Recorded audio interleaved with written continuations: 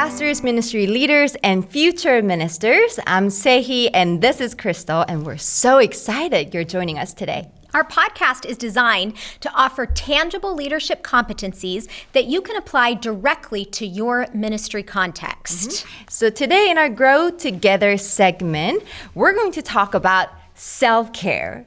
Oh, that sounds so good. Self-care. It really does. And just before we came on and just started this podcast, we were doing our makeup and hair. Boy, let me tell you, it felt so right. It felt so good. And we were laughing and giggling, so that's also good with self-care. Yeah, and listen, who doesn't want to do self-care, right? One of my favorite things to do is just to go on my porch and sit there with a hot cup of coffee, lay on my hammock, and just watch the birds. You know, that's one of my favorite things to do. And I just love just being away from distraction, because when you are in ministry, there's so many things going on. And so that finding the time of solitude and just silence is always helpful.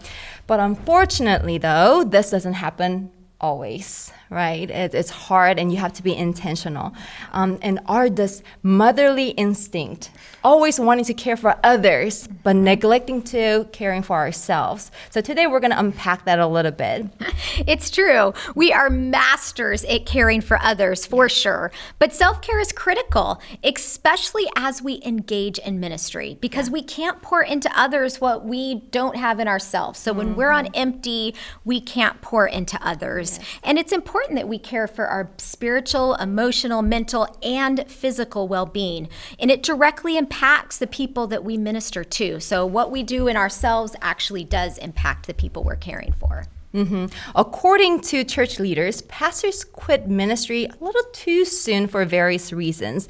Some of them could be the discouragement, loneliness, burnout, marriage and family issues, and other just business of ministry and life. But we don't want you to quit too prematurely, right? We don't want you to quit. Church needs you. You know, we need you. And so we need to keep on going. So here are some of the suggestions that we thought it would be helpful for us to care for ourselves without feeling guilty. Yes, and this first one really hits me at the core. It's focus on the positives, not the negatives in ministry. We will get unsolicited negative feedback about the messages that we preached, about the way that we dress, what we're wearing, the way we talk, or just the fact that we are a woman in ministry. But we need to not dwell on those negative things. We need to really think about the positive words that we're getting. And so I know personally for me, Saehee, 3 a.m. is when the negative voices start just coming into my mind. And I'll wake up and then I start thinking about all the things that maybe somebody has said to me, or a slide, or I'll just start pondering it. And that really does impact my self-care, because it's important that we're sleeping. It's important that those things don't consume our mind. So really, if we can learn to not dwell and ruminate on those negative thoughts, it can really make a difference in our self-care. Yeah, and I'll share one example. I had a church family member leave because that I was a pastor. Like my femaleness was not agreeing with their theology, which is okay. But I dwelt on it quite a bit, and because I love them so much, and it hurt me in my ministries, and I started to forget about the people who do support me. And it was just one family out of many who didn't agree with me. And so this is really helpful, because it can help us to focus on the task that God has given us and become better servants of the Lord. Yeah. I agree with you, because the one that's recent in my heart was also a women in ministry issue, that somebody I had spoken about an issue concerning women in ministry that some of the men in the room disagreed with me. And it was just really hard. But the Lord helped me on night 2. Night 1, I gave too much time to it. But night 2, I was able to capture those thoughts and say, really, I need to take care of myself. That's good. And here's another tip that can help us to care for ourselves, which I'm not really good at. Schedule your rest.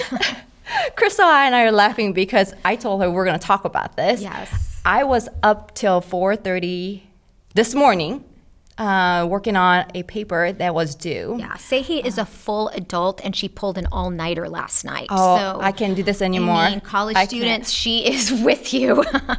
Yeah, but schedule the rest. Is I'm talking to myself and talking to her, talking to you. Yes. We know you and I know myself. If we don't have this in our calendar, we probably won't do this. It's true. And sometimes even if you have it on the calendar, you probably won't do it. So, Saehee, what does your calendar look like? Where have you scheduled rest? Let me just look. I don't know. I just need to do that. That's the discipline that we need to do. And when we fail to care for ourselves, so it impacts so many people. But what about your Sundays? Oh, you know what? That's a great idea. Yes. In fact, because our church meets on Saturday evenings, and so Sunday is actually our true Sabbath. So we get to sleep in on Sundays. And boy, let me tell you, when we first started doing this, I felt like a sinner because, just a thought about not being in church on Sunday morning, it just didn't sit right. But now I'm like, I own this, and this is a beautiful Sunday. Maybe I need you to pray for that anointing over me. Yes. And I don't just sleep in schedule. on Sunday morning. Oh, but there's something so powerful and empowering awesome. when you get to reset. So the point is schedule it, Yeah. and I failed at it last night, but there was a task, right, Yes. and a deadline, but try to stick to it, and it will help you enhance your marriage, enhance your ministry, Yes. and enhance your calling overall. Yeah, and for me, because I travel a lot, my mentor and really boss, Dr. Harvey Herman, sat down with me concerned about this issue. Are you scheduling rest? And he showed me how that when he's in a busy season, he thinks in thirds. So if he does not have a full day to give, he'll look at his schedule and say, when can I give a third of a day 3 times this week? And that has really helped me because my weeks are diverse. They don't ever look the same. And so I can say, okay, well, I can take Tuesday morning and Thursday afternoon and Saturday most of the day. And then that will help me week by week schedule a block of rest. So whether it's a full day or whether you have to kind of break it up a little bit, it does make a difference in self-care. That's a great And tip. it's biblical, so there we go. That's a great tip. Yes. What else can we do to care for ourselves without feeling guilty? Without feeling guilty, Yeah. find a sister Barnabas. And I'm not really talking about a mentor or a mentee. It's a friend, someone that you really are sharing life with, that you can chat over tea with and really talk about real life issues. In my life right now, I am really grateful to have some other female ministers in my life that also are in the same life season as me. So we have kids kind of leaving to college and leaving to the next season of life, and having both a ministry colleague and somebody in a same life season really nourishes my heart. And I know that I can call them at any time to talk through whether ministry or family issues. And so having a sister is a very important aspect. How about you, I Saehee? agree. Yeah. My church, we're the network of several churches. So I have been a female lead pastor for a while. Now there are 2 of us. And so, which is so exciting. Just the other day, just before our lead pastors meeting, we get there a little early. And so I saw my sister Barnabas right there. And so I just grabbed my coffee and just sat next to her and we started talking. Boy, it was so refreshing. It was really ministering to my soul because the things that we get to talk about as female lead pastors is just a very unique role in ministries. And so we can really be open, things that we can't really discuss with other people or things that we will, but they don't really relate to you. But her and I, we were like sitting down together and like, yes, we can do this together. So it's very, very helpful. Fantastic. And lastly, Lastly, learn to say no or learn to say best yes. Saying no does not mean you don't care about the task or the person that asked for a favor. In fact, it's totally the opposite. When you say no, you're acknowledging your limitations and the priorities, which is a good thing. It's critical for your self-care. Yes, it's so true.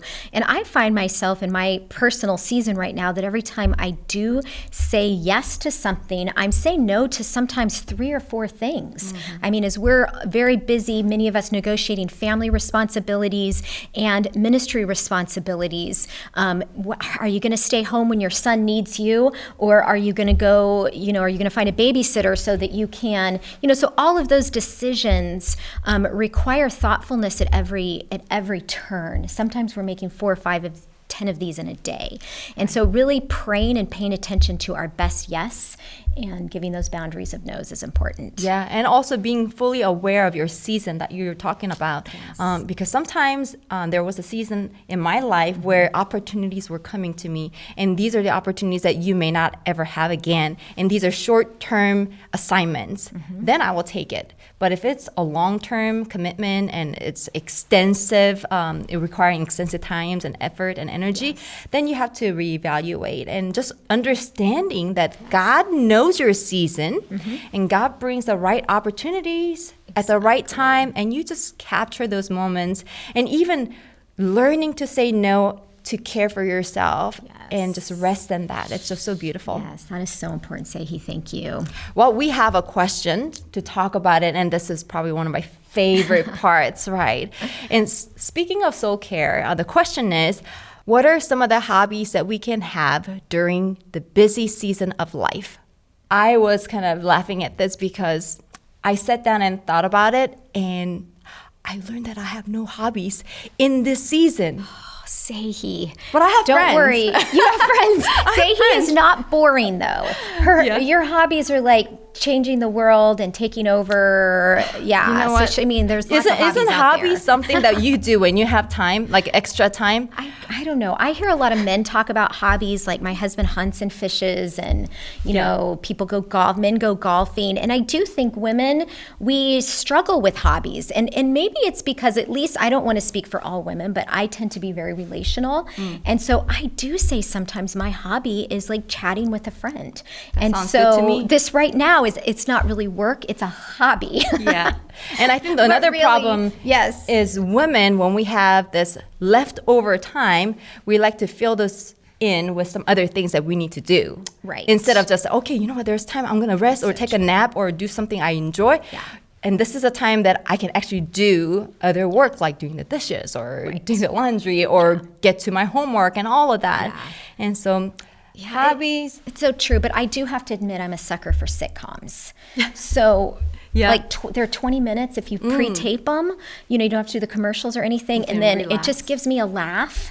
And so I don't do the Netflix thing where you watch 10 sitcoms in an evening, but 1 or 2 in a good laugh. Yeah, that's a hobby. For me, thinking about this hobby, when I have a spare time, I really, really do love taking a family walk. And especially nowadays, it's just a beautiful day. And so just taking a walk and talking about things, not about ministry, which is so hard when your husband or spouse is also a minister. But that is just a discipline of just going out and just get to know your spouse and still fall in love. And I think that's my favorite hobby in this season, at least. Yeah, in this season. I love the conversations we had, and I love the open and honest conversations we get to have with you. Well, thank you so much for joining us today, and I hope you stay connected on Facebook and Instagram at AG Women Ministers. And until every woman fulfills her minister calling, just remember, we're in this together.